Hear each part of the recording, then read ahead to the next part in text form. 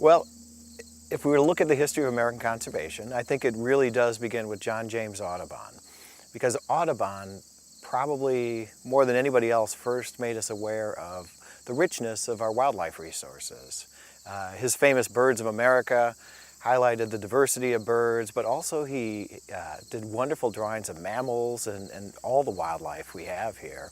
In a way, it's a little sad because some of the birds he painted, like the Carolina parakeet, the passenger pigeon, the ivory-billed woodpecker, have subsequently gone extinct.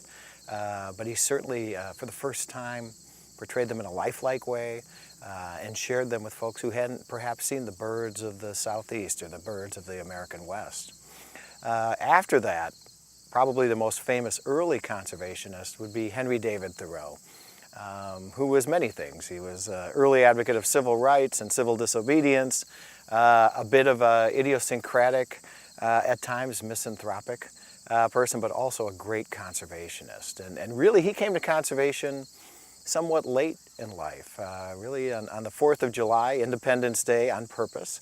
In 1845, he went into a suburb of Boston, not the most wildernessy area possible, in Concord, and built a little hut on Walden Pond. And there he spent a year basically living in nature, living simply, resonance that would occur later with the 1960s counterculture, and trying to see if he could live off the fruits of nature. And he did. He fished, he grew beans, he did a wonderful job. And then after that, he was so inspired by this suburban nature experience that he went to more wildernessy areas. Probably the wildest place he could have found in New England at the time was Mount Katahdin in Maine, which he found alternately inspiring and at times a little scary, which was interesting. But Thoreau really kind of connected the transcendental writers, the first American literature movement, to conservation, tied it closely to nature. And after Thoreau, we actually enter the beginnings of the federal intervention in conservation with Spencer Fullerton Baird. Talk about a Renaissance man of nature.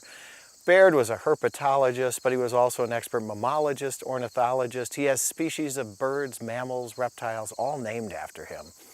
Probably one of the greatest naturalist collectors of all time, and also the person most responsible for the natural history collection at the Smithsonian Institution. He really started it by donating his huge collection of wildlife to the Smithsonian. When he became the second secretary of the Smithsonian, he really started what was going to become the Natural History Museum there. And while he was doing this, while he was the second secretary of the Smithsonian Institution, he started really the first wildlife agency in the world, not just in the U.S., but in the world. The U.S. Fish Commission began in 1871. Baird was the first commissioner of the Fish Commission, and he really began what was to become later on the Fish and Wildlife Service, but it was the earliest attempt to both discover the causes of wildlife decline and to find some remedies to them. So Baird began this early federal intervention in wildlife. And nobody would have been happier to hear that than a contemporary of his named George Perkins Marsh. George Perkins Marsh grew up in the same landscape as Thoreau. He was a New Englander from Vermont.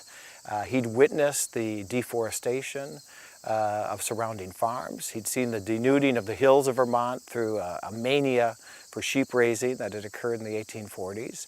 And he also saw the destruction of fishery stocks in Vermont. He was the state fish commissioner, kind of the state equivalent of Baird. So after seeing all this destruction in New England, several decades after Thoreau, he published a critical book at a bad time. He published an important, probably the first book on the environmental movement called Man and Nature. Unfortunately, he published it in 1864, right in the middle of America's Civil War, which was a huge time of preoccupation for the bloodiest war in our history. This book looked at global environmental history. He looked at the deserts of the Sahara. He looked at the denuded hillsides of Greece and Rome and said, basically, we're going to see the same thing in New England and the American West unless we mend our ways. And the ways he suggested mending our ways were to create a forest service, which would come later on, create fish commissions, which came shortly after his book was published, and set up some national preserves, basically. Get the federal government, state government to try to protect these resources. Man and Nature was an incredibly foresighted book. But like I said, it came out in the Civil War, and oddly enough, it wasn't much commented on in its day. It was rediscovered during the Dust Bowl. Because Marsh had said, if we don't take care of our soils, if we don't take care of our forests, we're going to end up like the Sahara Desert. With the Dust Bowl of the 1930s, his words seemed to be coming true 50, 60 years after he'd written the book. So he was an early advocate for federal intervention. Baird actually began the intervention. And this was a fruitful time. People oftentimes, put the origin point of the conservation movement in the early 20th century, but really 4 decades before, people like Marsh and Baird were working on it. So probably the most eloquent, spiritual, and widely read conservationist of the 19th century was John Muir. John Muir came out of the transcendental tradition that we talked about with Henry David Thoreau and Emerson, and he, although he was Scottish, was raised in Wisconsin, but quickly grew to love the mountains of the Sierra Nevadas. And he found going to California really to be a spiritual journey where he discovered the God in nature and wrote more eloquently than anybody perhaps since about wilderness. He really is the spiritual forefather of the wilderness movement. He really wanted to protect places like Yosemite, and he had a strong idea of wilderness. This was a person who in the midst of strong storms would climb on the tallest tree to try to experience wilderness. This is a person who would go camping for weeks on end with nothing but an overcoat and a teapot and just live off the land. He really was in some ways a throwback to biblical spiritual figures who would go in the desert to test themselves and see if they could live under the most extreme conditions. So not surprisingly, Muir, like George Perkins Marsh before him, was a strong advocate for federal preserves. He wanted to have parks and wilderness areas, and he pushed hard for that. And he actually came about at the right time, because at the end of the 1800s, we started to get some of the first environmental organizations that were also pushing for preserves and parks.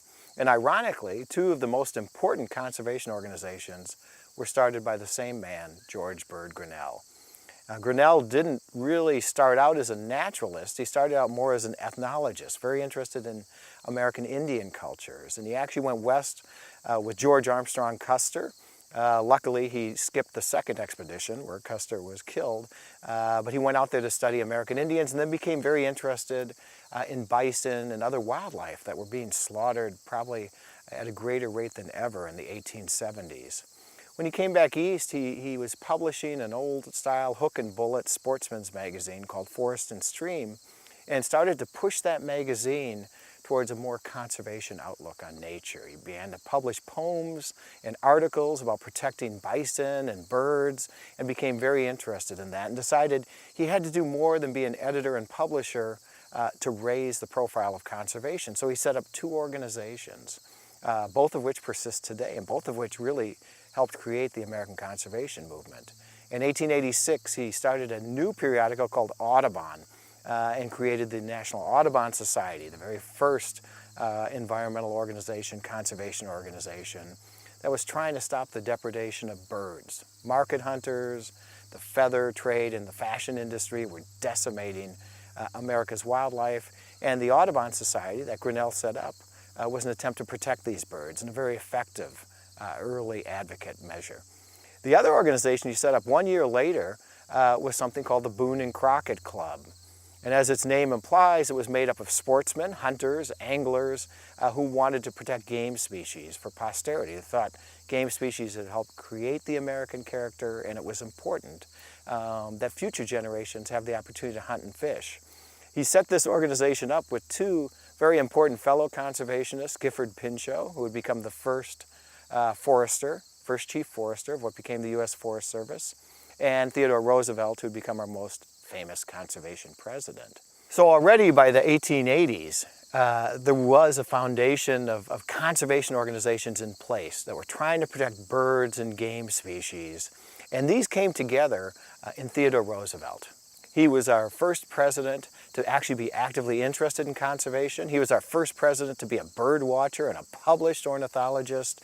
And his own biography was inspired by incredible encounters with nature, including being a real cowboy for a number of years on a Dakota ranch he founded. So Roosevelt was primed to be the best conservation president we'd had up to that point. Roosevelt, like I said, was involved with the Boone and Crockett Club, one of our early conservation organizations. And when he became president in 1901, he had a full conservation agenda he wanted to implement. He knew that our forests were in peril through his strong friendship with Gifford Pinchot. He knew that our park areas and our wild areas were in trouble through his friendship with John Muir. And he knew that our wildlife was in trouble through his friendship with people like John Burroughs and other important ornithologists of the era.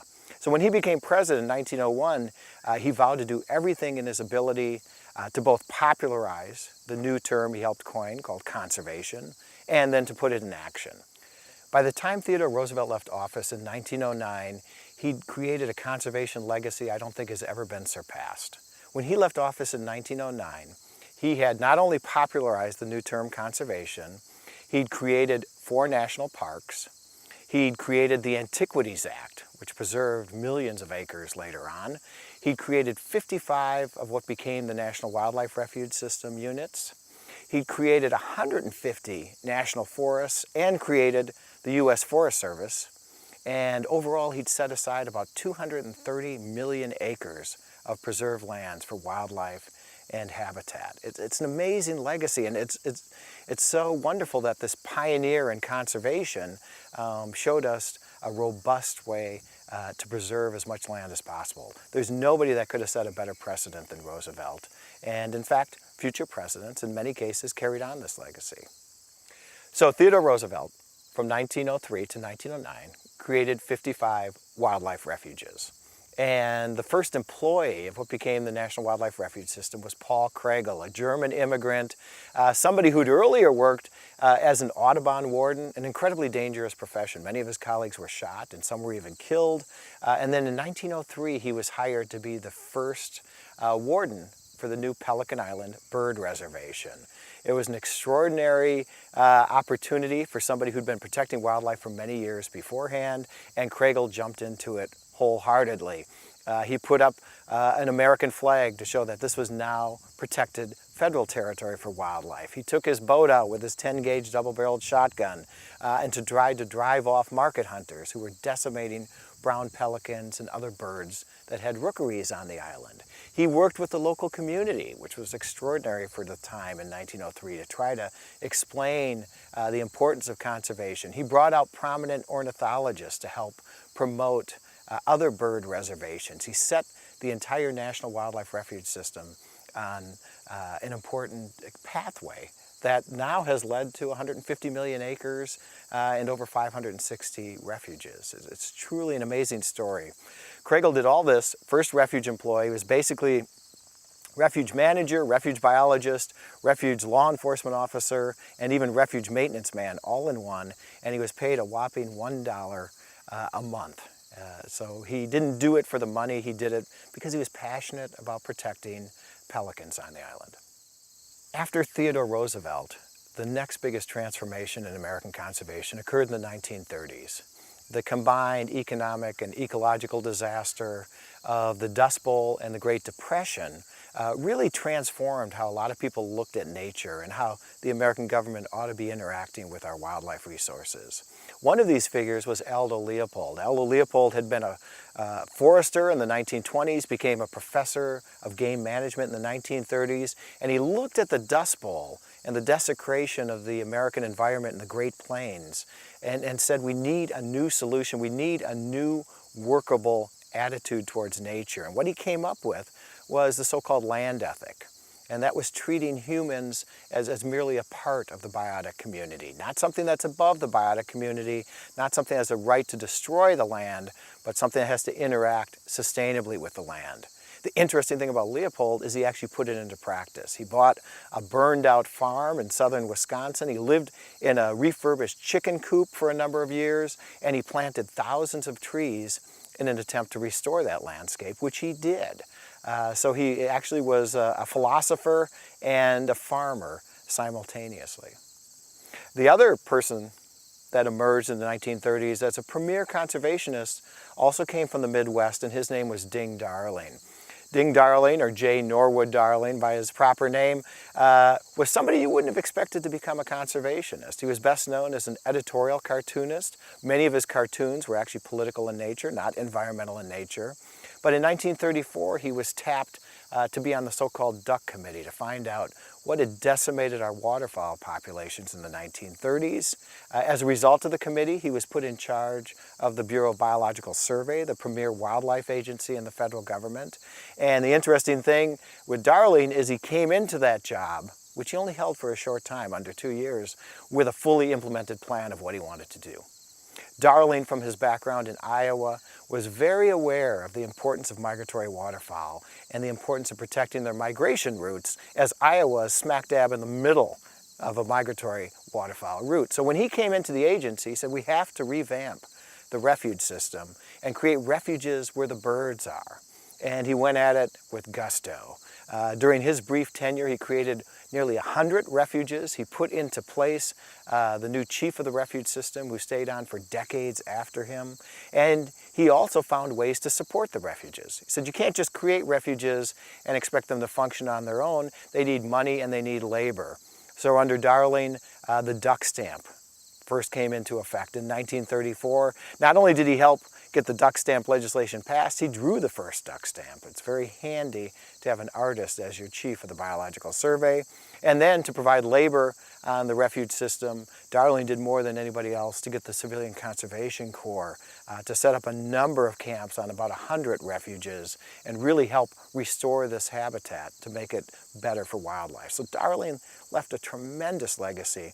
The other interesting thing about Darling is he only worked for us from 1934 to 1935 for the Fish and Wildlife Service, and then immediately afterwards he set up the National Wildlife Federation, which was a pioneer in creating state conservation units that were overall managed by a national unit. Also a pioneer in reaching out to young people through literature. So Darling's impact was once again foresighted, persists today in the refuge system, in Ranger Rick, and then the duck stamp.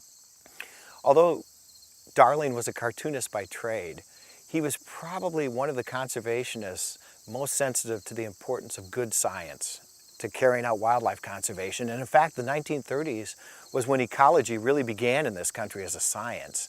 Now, in Iowa, Darling had been influential in personally helping fund the co-op units at state universities, and then getting them to work with state wildlife conservation officials to carry out more scientific wildlife management. When he came to the Bureau of Biological Survey in 1934, he extended this brilliant idea he'd pioneered in Iowa to the entire nation. Suddenly, after that era, the Biological Survey was working with co-op units in every state and taking the best available science and allowing us to carry out better wildlife management. And that really was the beginning of pulling ecological sciences into federal wildlife management, another critical legacy that Darling left us. Bob Marshall was another conservationist who came from an unconventional background. He was an urban dweller from New York. He came from a very wealthy family of lawyers, and yet he became probably the most effective advocate for wilderness during his very brief life. And like Thoreau, Bob Marshall discovered his love for nature in New England, in the Northeast. He loved to hike the Adirondack Mountains, and by hiking the mountains, he became an advocate for them. Now, by the 1930s, a lot of accomplishments had been made as regards parks, forests, and national wildlife refuges, but the one area that was still relatively unprotected were wilderness areas. And Bob Marshall, through his love of hiking both in the Adirondacks and as far north as Alaska's Brooks Range, had realized that these mountains were endangered and wilderness areas in general were endangered. So he gathered some like-minded friends like Aldo Leopold and helped create the Wilderness Society in 1935, specifically to protect the wildest parts of America and the wildlife that inhabited them. It was a tough slog. People understood parks, they understood forests, but they didn't actually understand what wilderness was. So part of Bob Marshall's efforts was to do public relations. They published a magazine, they had eloquent advocates like Howard Zahniser, Olaus Muir, and Aldo Leopold, and Bob Marshall himself. They took expeditions to hike up mountains and experience it firsthand, and really created a groundswell for wilderness. Sadly, Marshall died very young of a heart attack in 1939 and never got to see the passage of the Wilderness Act in 1964, although arguably he did more than anybody else to get that legislation started. Rachel Carson is probably the best known conservationist of the 20th century, and she probably had the hardest journey of anybody. When Rachel Carson went to college, women were actively discouraged from pursuing biology, but Carson had fallen in love with the sea early on as a young child, and she wanted to be a marine biologist. In spite of criticism and many obstacles, she became a marine biologist. She had a master's degree in marine biology from Johns Hopkins, and she got a job for what at the time was the Fish Commission, and shortly thereafter became the Fish and Wildlife Service. Now, Carson was not allowed to actually go out and practice marine biology because she was a woman, and an unchaperoned single woman couldn't go out on a boat by herself, and there were no other female marine biologists in the entire agency. So she studied marine biology on her spare time. She traveled to coastal areas as much as possible, and she published her first book in 1941. Called Under the Sea Wind. Unfortunately, it was another case of bad timing. World War II was just about to break out, and there was little commented on. After World War II, she published 2 more books, The Sea Around Us and The Edge of the Sea, and easily became the most popular marine biology writer ever in this country. Now, she used marine biology not just to teach people about the oceans, which were very poorly understood in the 40s and 50s when she was writing, but also to teach humans about the responsibility to nature. All of her books were environmental ethics books, and she wanted to teach us how to use nature without abusing it, how not to destroy things we didn't understand, how not to look at nature, and particularly the oceans, as merely a resource for us to exploit needlessly, but as a place we all interact with. That's kind of the beauty of even the title of The Sea Around Us. And she said, basically, we're on islands surrounded by the sea, so we're part of this system, and a small part of this system. Her final, most popular book in 1962 was Silent Spring, and it built on these themes that if humans exploited nature or tried to control nature unduly, we would inadvertently destroy it. And her prime enemy was a new class of pesticides like DDT that were wiping out birds, fish, along with much hated mosquitoes and fire ants and so on. So she said, look, just because we want to control things doesn't mean we should control all of nature. We should err on the side of caution, the so-called precautionary principle, in that we should let nature do what it knows best and not try to intervene unduly. Really, Carson's legacy is extraordinary. She died also prematurely of breast cancer in 1964, but really part of her legacy was the Environmental Protection Agency, which came in 1970, and the Endangered Species Act in 1973, both of which are direct results of her 4 best-selling books. A lot of Rachel Carson's legacy occurred in the decade that followed her death in 1964. And really, the end of the 60s and the early 1970s was a heyday for the environmental movement. It probably was the time ecology and the environmental movement were most effective in working together. Under Richard Nixon's presidency, we passed the Clean Water Act, the Clean Air Act. We created the Environmental Protection Agency for the first time in 1970, and the Endangered Species Act was signed in 1973. It really was heady days for the environmental movement, and many of the protections we still enjoy today all began in the late 60s, early 70s. Wendell Berry encapsulated a lot of the conservation ideas of the previous century. Berry grew up in Kentucky, was a Kentucky farmer, but also a very eloquent writer, teacher, and practitioner of conservation on the land. From Thoreau, he got ideas of resistance to bad authorities, to bad ideas, to the dominance of development and destruction. From Aldo Leopold, he borrowed the idea of going to a farm and rediscovering nature there, actually being a practitioner. We can't talk about how humans should interact with nature if we're never interacting with nature.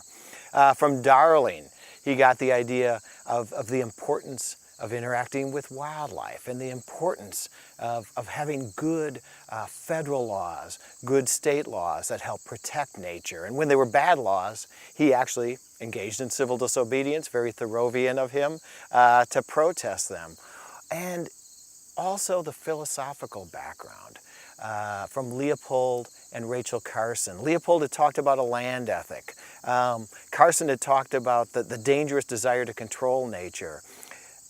Wendell Berry used a very interesting term called husbandry to describe his idea of the stewardship over nature. Just like a spouse might have obligations to their fellow spouse to try to make their life as rich and flourishing as possible, so too humans have a responsibility to their fellow creatures, husbandry or stewardship, to allow them to flourish, to not unneedfully destroy their habitat or their right to live. It was very, very smart. The final influential influence on Berry is, of course, Thomas Jefferson.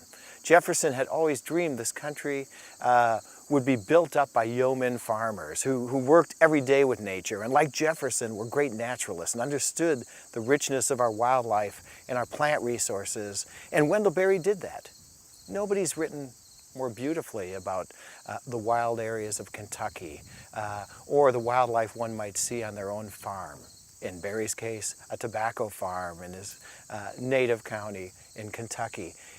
This idea of yeoman farmers, this idea of independent people working and interacting every day with nature really comes to fruition in Berry. I guess the final legacy of Berry is he builds on some of the ecological concerns that emerged in the 1930s. Carson warned us about toxins in the environment. People were very concerned about nuclear fallout. Berry, way back in the 1970s, well before anybody else was talking about it, said industrialized agriculture is going to lead to bad effects. And sure enough, in the 21st century, people are rediscovering his works all the time. Berry said, really, if you want good food, and healthy communities to go with it, you have to have family farms. And if you build industrial farms, you're going to end up with industrial-type pollution. And that's exactly what happened. Now we have a lot of people like Michael Pollan and so on rediscovering Berry and people, bemoaning the loss of family farms. But Berry was writing about this early in the 1970s. He really harkens back to Jefferson, or even more so, Henry David Thoreau. One of my favorite Thoreau quotes is simplify, simplify, simplify.